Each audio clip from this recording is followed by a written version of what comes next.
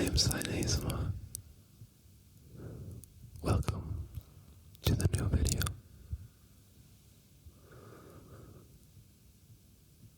I've been thinking about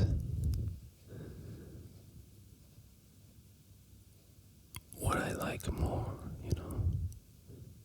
Do I like whispering more, or do I enjoy soft speaking more? A lot of people have a clear preference. Some people only watch whispering videos, and in fact, it's the first kind of ASMR that has ever been done intentionally. We used to be called the whispering community after all, but I also know a lot of people that prefer soft-spoken. It can be a very divisive topic. Myself, I like both. I like both for different reasons. I gotta say, a nice, deep, soft-spoken voice with a little bit of a vocal fry now and again. That's pretty nice. It's very soothing, and it sounds amazing. Depends on the person, obviously. With whispering, you can't really go wrong most of the time. I don't think anyone really messes up whispering, right?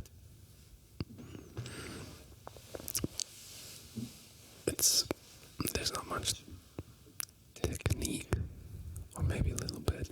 I mean, it kind of depends. I mean, you can whisper a little bit higher, and open your mouth a little, or you can close your mouth a little more, and then it's a darker tone.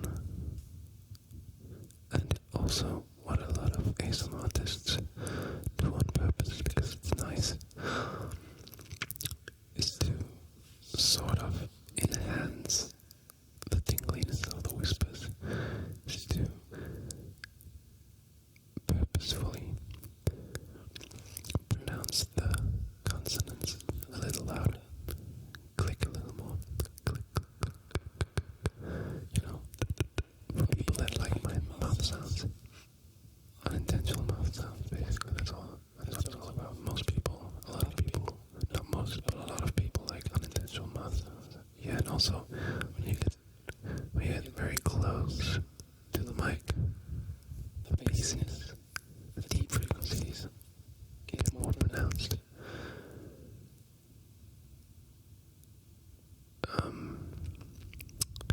That's just the proximity effect. That's what it's called. And also, fun fact, raising bass frequencies with an EQ basically synthetically creates that effect. At least a little bit. I mean, I've been very successful with it sometimes. But if you're really far away and there's a bit of reverberation in the room, you can't say that it won't sound the same. I've definitely got a lot of reverb in my room because I used to have a wall over there, and I because of the whole universe situation in my room, I had to change the spot.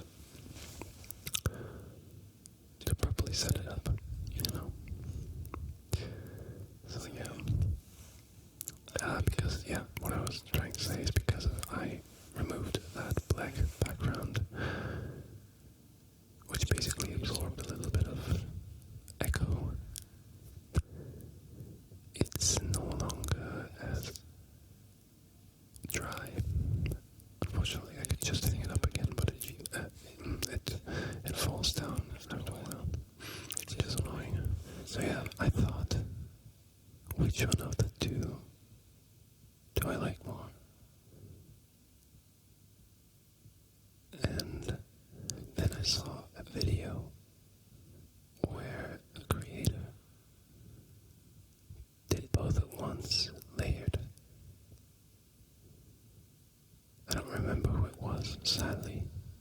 I'm sure it's been done before. But I wanted to do it. I wanted to do it as well. And not just simple on top of each other. But one ear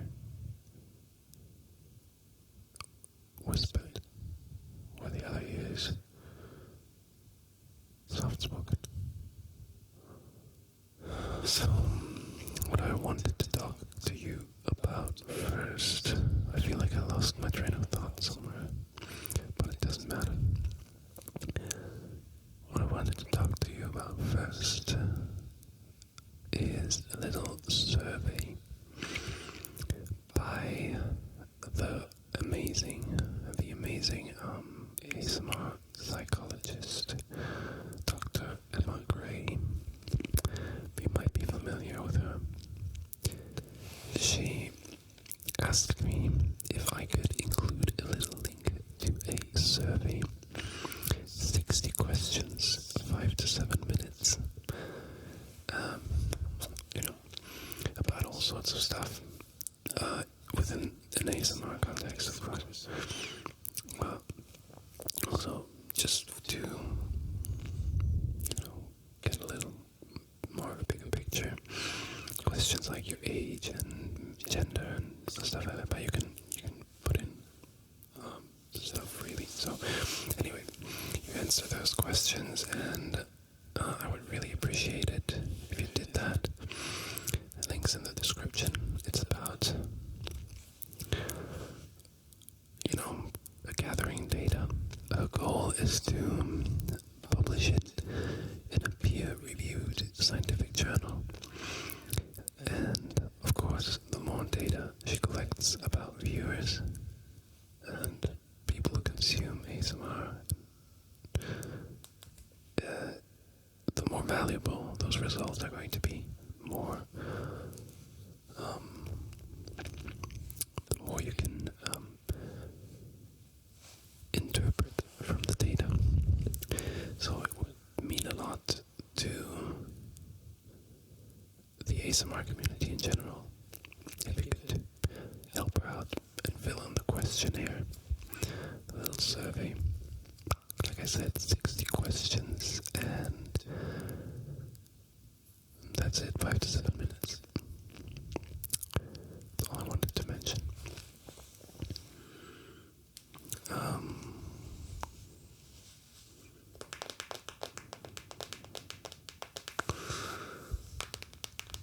I am afraid I haven't been uploading as much as I would have liked to upload lately. There's people out there who are waiting for new videos. My apologies. I've definitely not been, just chilling. Quite the opposite. I guess it's been a rough year for everybody, but yeah, there's definitely several reasons for my slower or my non-existent uploading schedule. One of those reasons, for example, is, it's not like I don't have ideas. I know a lot of people struggle with that, and it's understandable, coming up with new content non-stop. It's not easy, You can have really good ideas, but you can't have, 100 good ideas. So that's one thing that many underestimate about this YouTube thing, for sure. And I know I did. But more than that, it's more about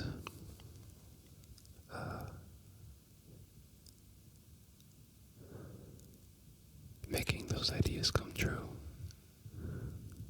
executing those ideas,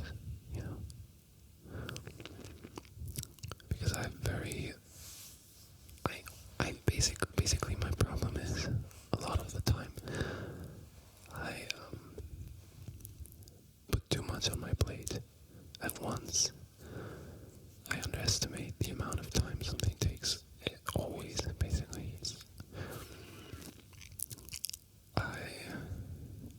Sometimes I think I can do 5 things in a day, and those 5 things turn out to be things you should stretch out, I don't know, in 2 weeks or something like that. But anyway, yeah, I have big ideas, way too big for what I've got, for the way I make videos and the possibilities that I have, the budget sometimes as well. My room is kind of small for a lot of the equipment that I want to use. For instance, the green screen. If you knew the kind of the incredible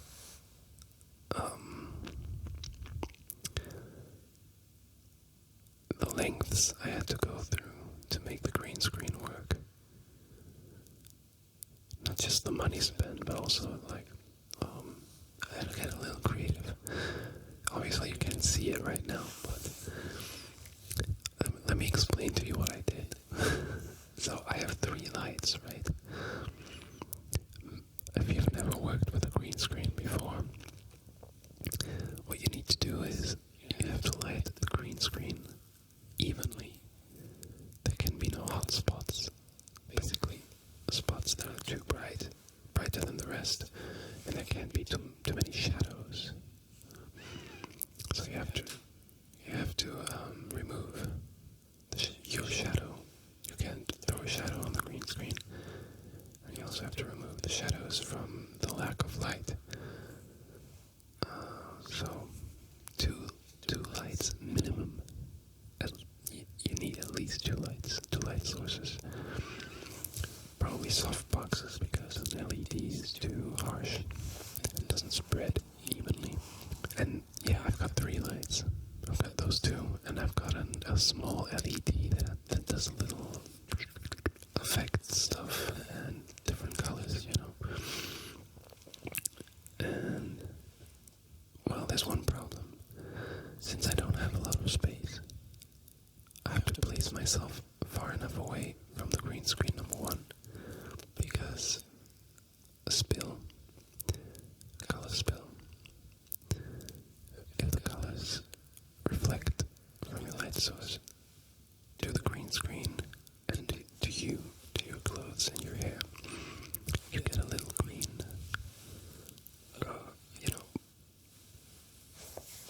silhouette around you. And if you try to key that, then half of your hair and a little bit of your clothes disappear.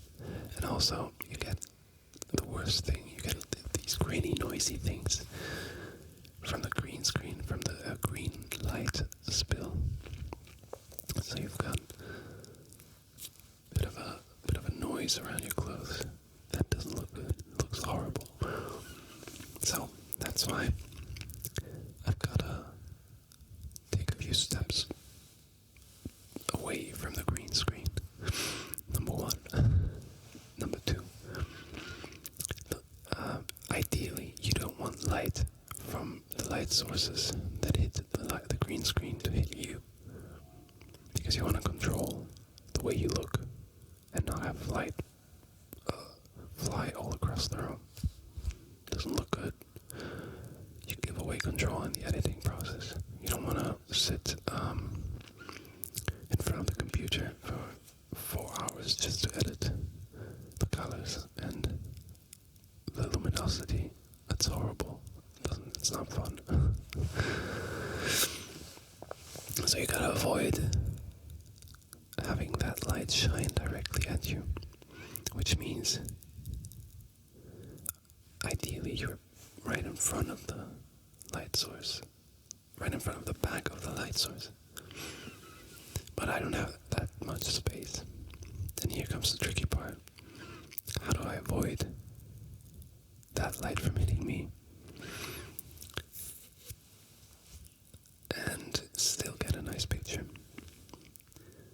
How do I place the lights in a way that they don't hit me much, the least amount possible? This is how I solve this problem. That comes the fun part. I got the LED on a stand. I got the two soft boxes, one on a stand and another one on a piano that I've got on this side. Now, this softbox is shining on me. You can probably tell if you look closely enough, and if I haven't changed it that much in the editing process. Or you can't, because I did something clever. I combined the LED with the softbox. I hung a piece of clothing from the stand where the softbox is, and the LED is shining on that piece of clothing to create a nice soft blue light. And the softbox is, well, it's doing the green screen part and it's mixing with the blue light, so the blue light is not quite blue, but it's almost blue. It's very blue. So all I have to do in the editing process is make it more blue. Anyway, and the other softbox would be totally illuminating me from the other side, which I don't want. You want contrast, you know. I want this side blue and I want this side dark, and that's how it probably looks while you're watching this. So what I did is I put the softbox on the piano and used the stand for another piece of clothing to block that light. And you have no idea how many hours I've spent experimenting with this setup until it worked the way it's working now. And I think it still doesn't look as good as it could if I had just a little more space. I don't know why I went on this massive explanation for that, but as long as it sounds good, whatever, yeah, right?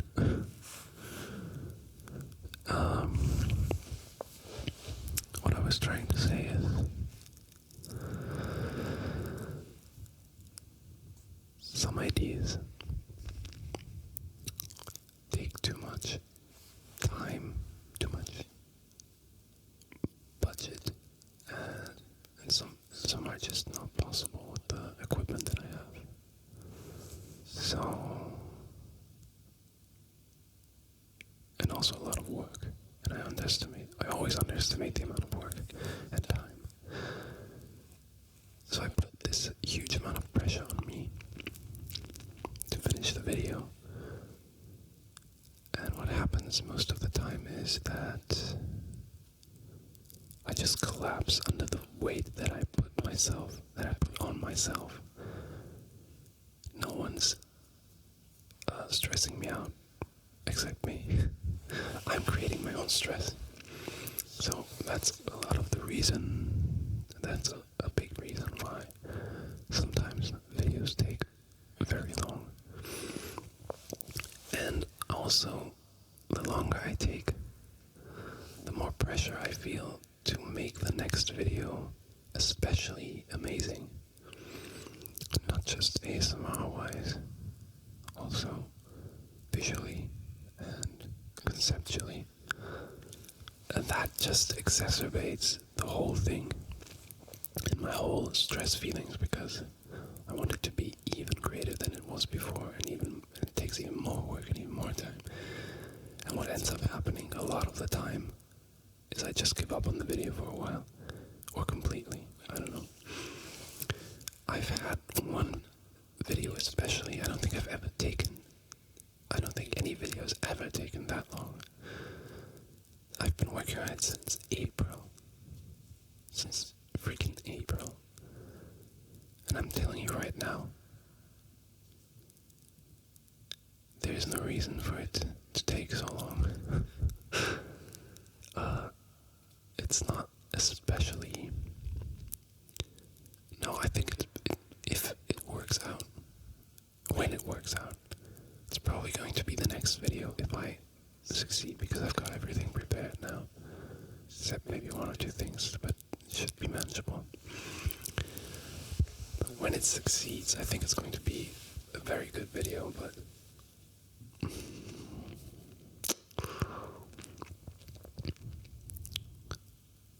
I would expect a video that takes 6 months to be insane. A YouTube video, for a YouTube video. And I don't know why I think that. I think I should just do as much as I can and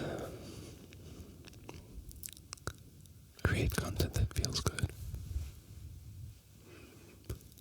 And it doesn't have to be the craziest content on this website for it to feel good, I don't know. I've definitely got room for improvement. Not just quality, ASMR, YouTuber-wise, but just managing my own stress, managing the stress that I create for myself. Yeah. But I'm working on it, and this is not to make an excuse. I'm just, expressing my experience, so you know what's going on. If you care, I'm definitely gonna keep making these videos because it's fun to do, and I feel like my creativity is very stimulated when creating content for this channel. So if I disappear for a month again, don't worry, I'll probably be back. Also, another thing that's been going on that I haven't talked about, well, I have talked about it on my social media, on Twitter, mostly on Twitter. That's where I post most updates. I talk about all kinds of nonsense that I don't even have to, or that I shouldn't maybe talk about sometimes. Who knows? But I broke my arm, actually. It's still broken. Right now, it's still broken. I took off the cast because the doctor said to take it off after 2 weeks. Because I'm supposed to move my elbow a little bit to get used to moving it again. And also really, really hurt my wrists. Those hurt the most. I can't even pick heavy stuff up right now, which is very annoying. I can't do a lot of stuff myself. I used to not even be able to open my own front door of the house, of the apartment. So I have been recovering from the broken arm these last few weeks. I broke it, I think, almost 3 weeks ago, if I remember correctly. 7th of October. Or was it 6th of October? I don't remember. Was it Tuesday? Anyway, sometimes I've got these interests out of nowhere. Like I have a thought, then I fall into a rabbit hole, and I start researching and reading about it. It's not always something, scientific or super important. It can be the most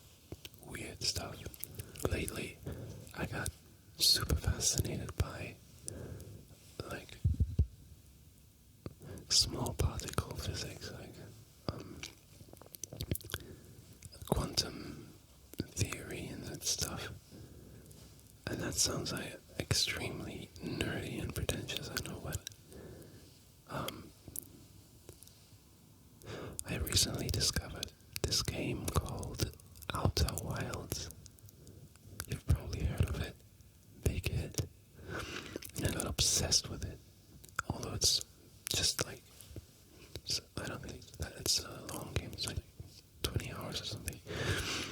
But it's amazing. I've never seen anything like it. And I am fascinated with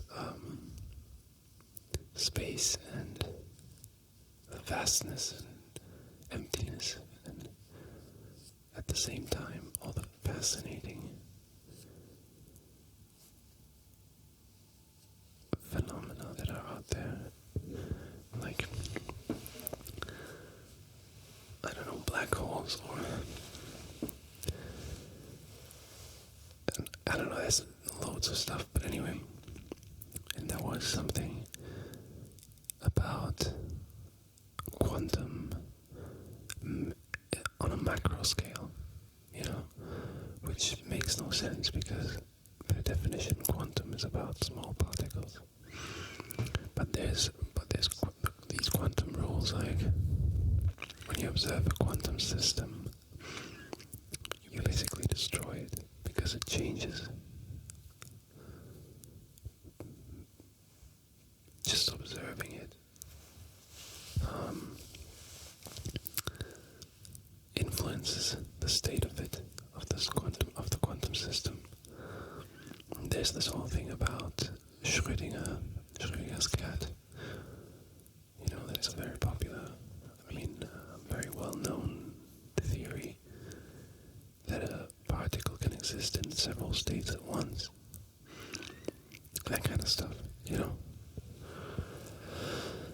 And from that I got to like string theory and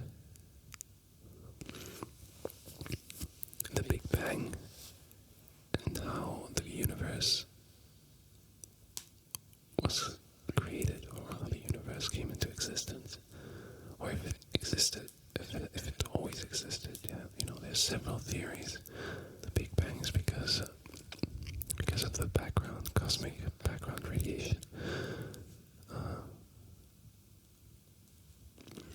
It was observed that the further the universe is away, the further the stars are away, that the more redshifted they are. That means they're getting faster. They're expanding, basically, faster and faster, the further away you go. Now there's also a theory that light kind of gets tired the more it travels, due to photons having friction against each other or something like that. There's something I read about that, but mostly physicists believe that it's expanding. The universe is expanding, which means it used to be smaller. And the Big Bang theory means, it's a very well-known theory, but basically what it means is that the universe, or the observable universe, it's a big difference. The observable universe used to be the size of a singularity. One thing that's kind of weird, there's a lot of these things in popular culture, right? I think a video I watched introduced the subject the exact same way, but whatever. There's a lot of things in popular culture that are weird because there's just a small misconception, and it's really popular, and everyone thinks it's just like that, and it's just universally accepted, but it's completely wrong. And the Big Bang theory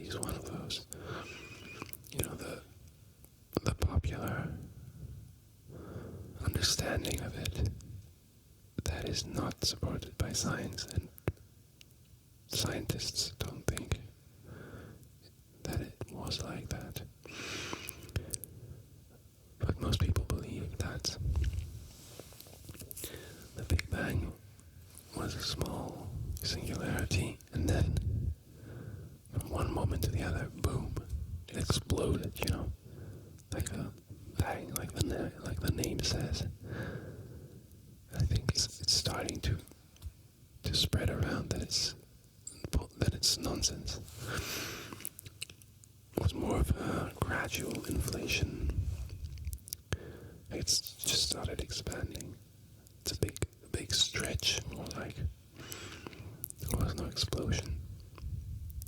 Not a big loud sound or anything like that. Nothing of the sort.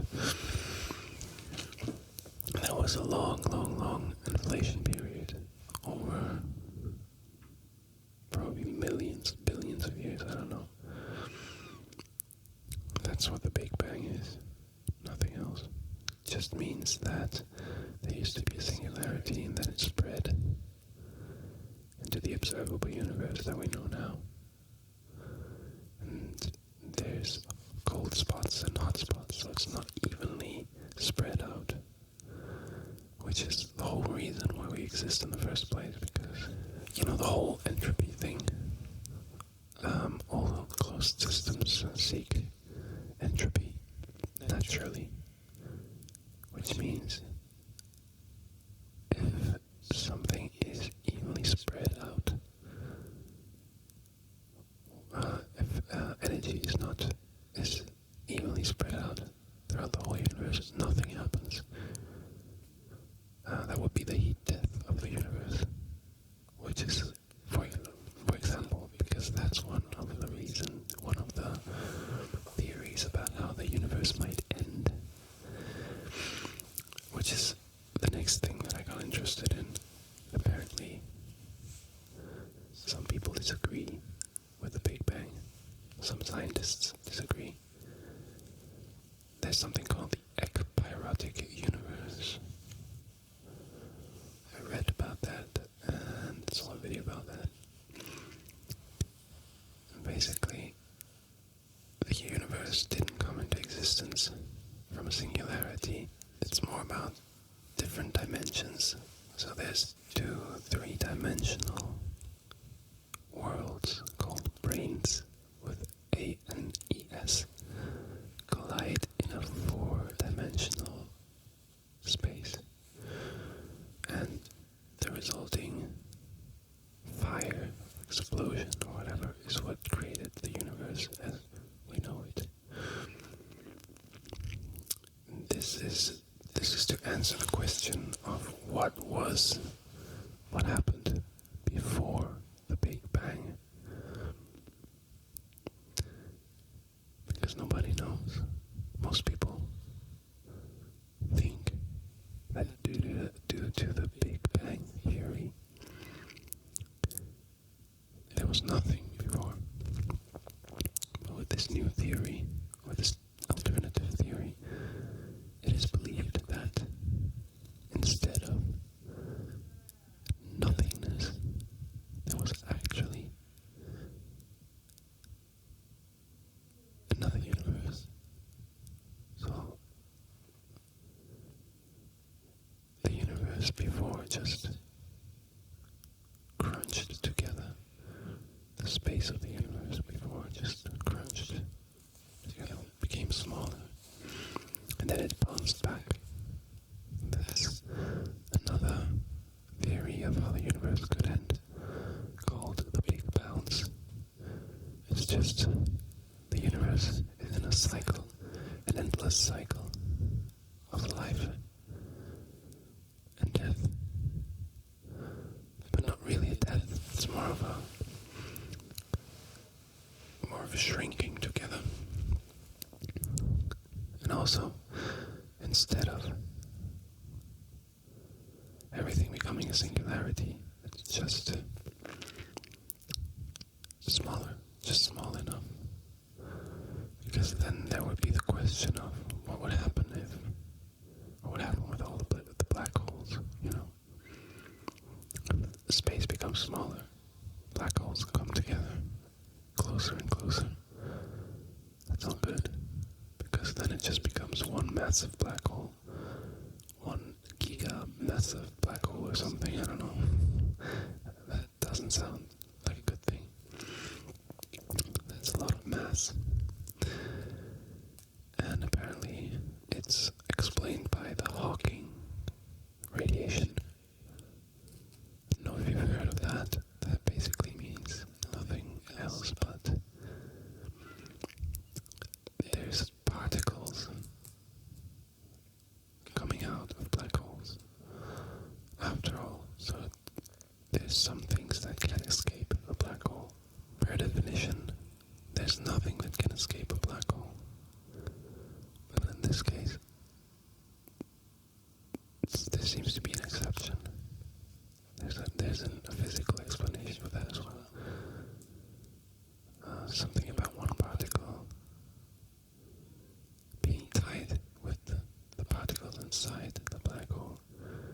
But I don't quite remember. I'm not a physicist after all. And so the black holes would die, fade out eventually as well. And the death of the universe, or the big bounce of the universe, would take a long, long, long, long, long time. Way longer than any lifespan of a black hole. So, that's how it's explained, apparently. All this talk about the universe makes a lot of people feel small. And it's definitely one of my biggest fears. Like when I think about the universe and the scale of everything, I get this feeling in my chest, like I'm going to suffocate. Which is not a good feeling. But when you think about it more, it's actually just amazing. It's actually just insanely beautiful. Like there's so much stuff, so much knowledge, and so much like craziness. But yeah, the big emptiness of the universe is scary as hell.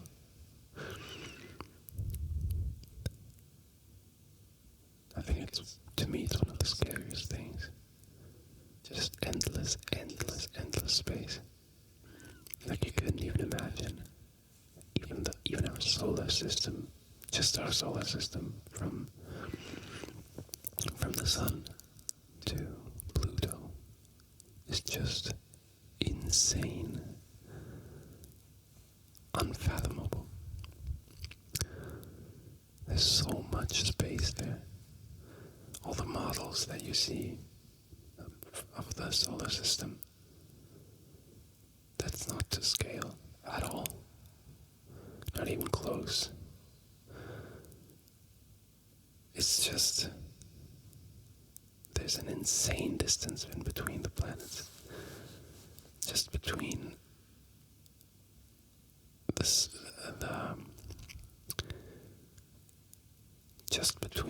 the Earth and the Moon. You can fit the entire solar system, all planets of the solar system, fit in between the Earth and the Moon. Easily. That's crazy, isn't it? It's hard to imagine. But that's pretty far away. And then imagine how far Mars is.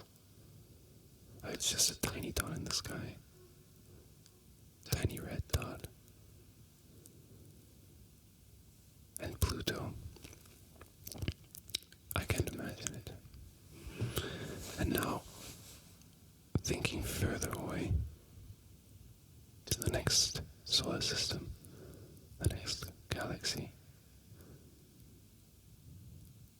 there's billions of galaxies. Literally, I lose my mind every time I think about it.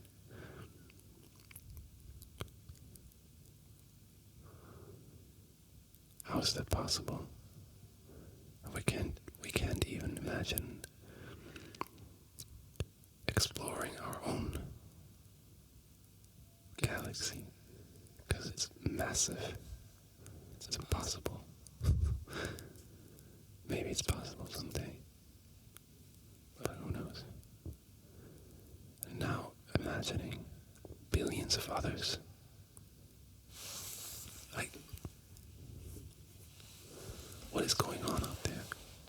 There's got to be something going on out there somewhere.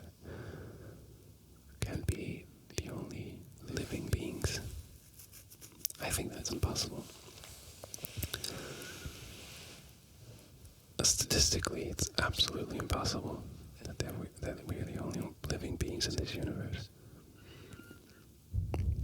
Just in the observable universe alone.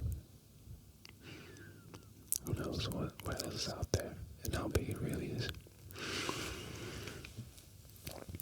But those feelings of hopelessness, even if they get too much, sometimes I think about what's really cooler, what's actually more amazing. A piece of rock floating in the nothingness out there. An empty, desolate, dark, cold piece of rock. Or the massive fusion, nuclear fusion, factories floating around space, illuminating the entire sky. Or actual living beings like us. Like, think about it for a second. We are not guests in this universe. We're not strangers that came from somewhere else. We were born from the same dust, the same particles, the same materials as everything else in this universe. Everything. There's only so many elements in the periodic table. So,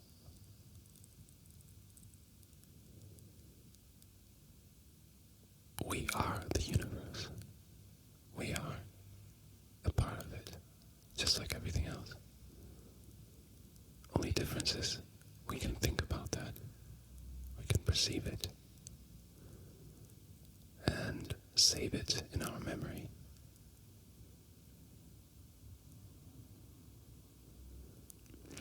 So the universe created eyes and a memory to perceive itself.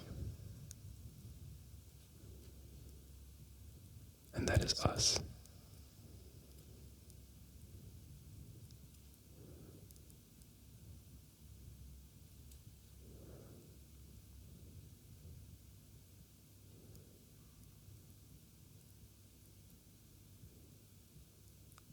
If you're ever feeling small and insignificant, think about that. Think about that for a good minute, about what that means. And then everything else, the meaning of life, friends and family,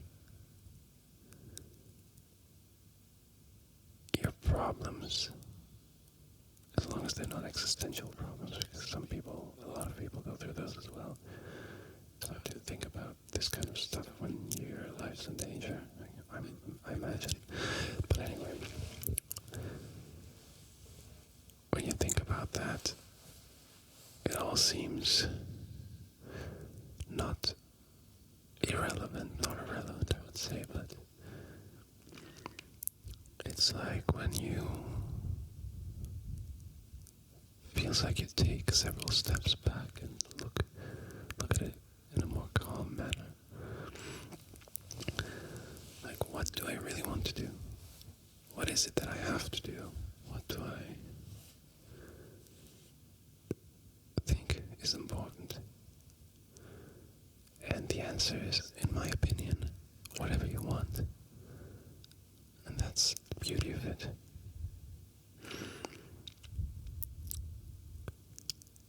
I think trying to make things easier for others, helping others, is a good goal. Making yourself useful while still feeling fulfilled.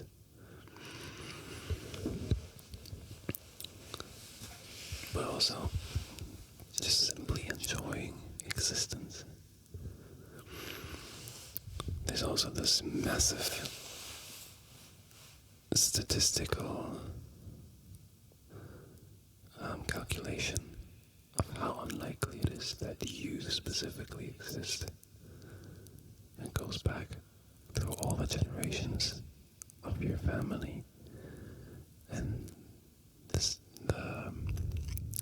the likelihood of you as a sperm winning the race, and how likely it was for your parents to meet, and all that stuff. And it's insane. It's like almost zero. It's basically zero. It's impossible for you to exist, but yet here you are. Here we all are. So, if you're still awake,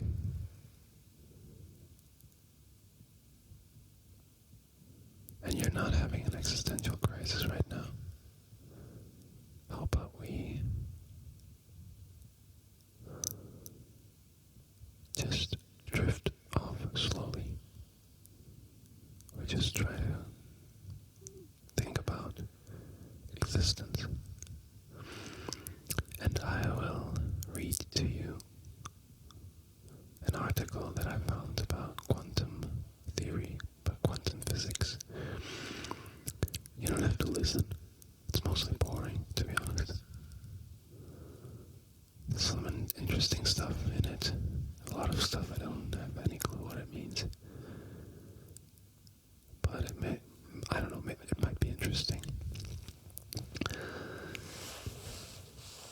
And while I do that, I will just move my hands and give you maybe some nice visuals for sleeping. Here we go. Physicists say they've manipulated pure nothingness and observed the fallout. According to quantum mechanics, a vacuum isn't empty at all. It's usually filled with quantum energy and particles that blink in and out of existence for a fleeting moment. Strange signals that are known as quantum fluctuations. For decades, there had only ever been indirect evidence of these fluctuations. But back in 2015, researchers claimed to have detected the theoretical fluctuations directly. And now, the same team says they've gone a step further, having manipulated the vacuum itself and detecting the changes in these strange signals in the void. We're entering the territory of high-level physics here. But what's really important in this experiment is that these results are confirmed. The researchers might have just unlocked a way to observe, probe, and test the quantum realm without interfering with it. That's important because one of the biggest problems with quantum mechanics and our understanding of it is that every time we measure and observe the quantum system, we destroy it, which doesn't bode well when we want to tease out what's really going on in the quantum world. This is where the quantum vacuum comes into it. First of all, let's think of a vacuum in a classical way. A space entirely devoid of matter, with the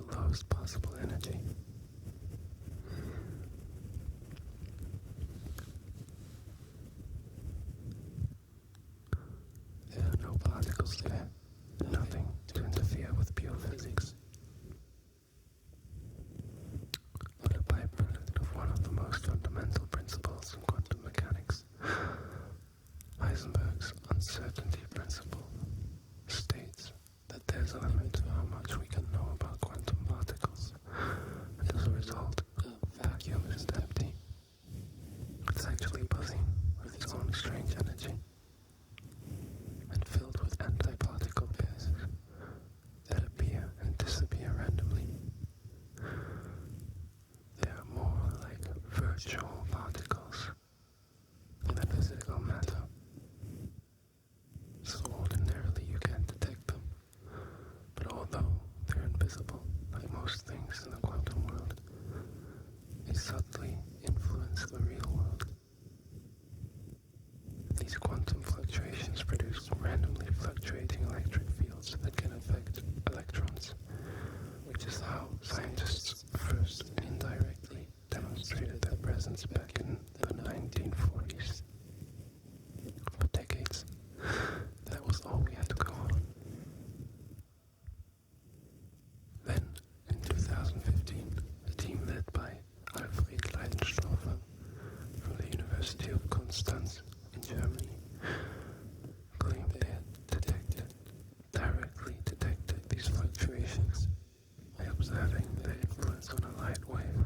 The results were published in Science. To do this, they fired a super short laser pulse, lasting only a few femtoseconds, which is a millionth of a billionth of a second, into a vacuum, and were able to see subtle changes in the polarization of the light.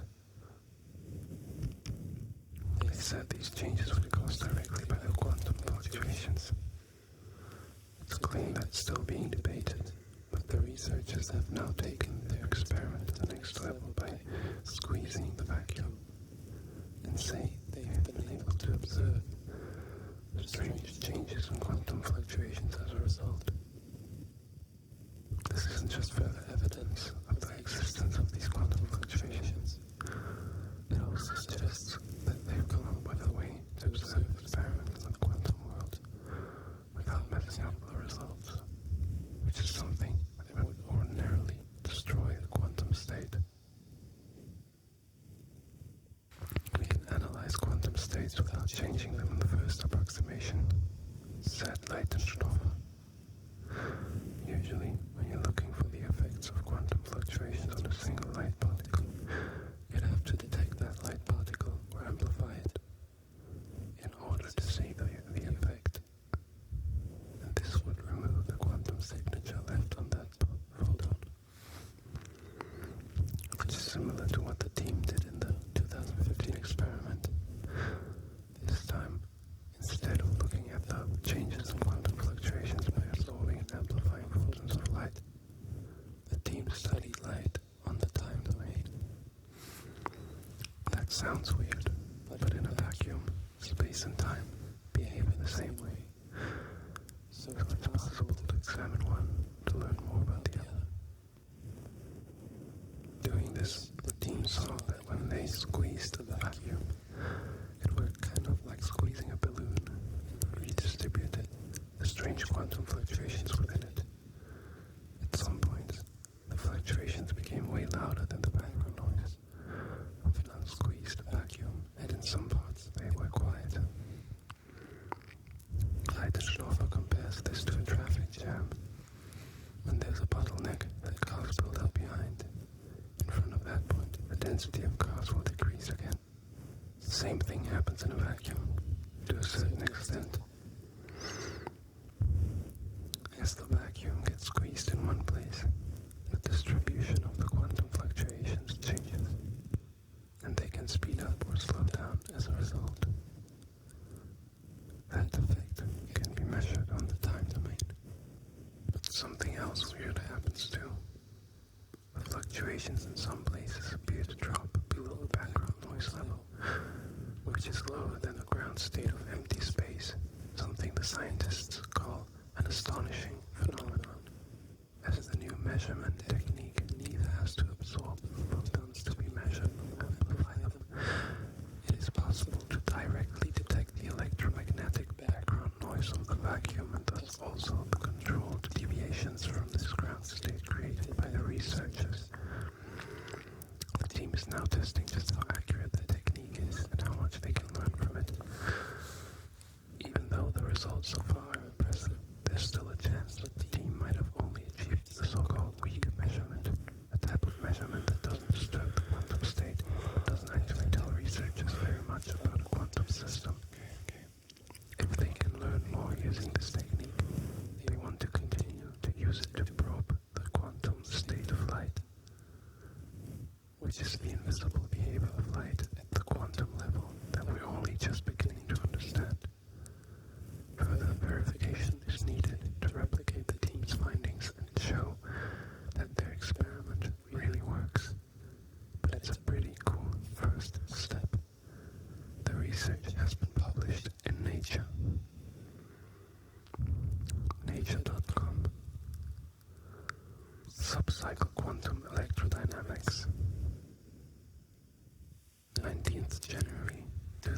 17.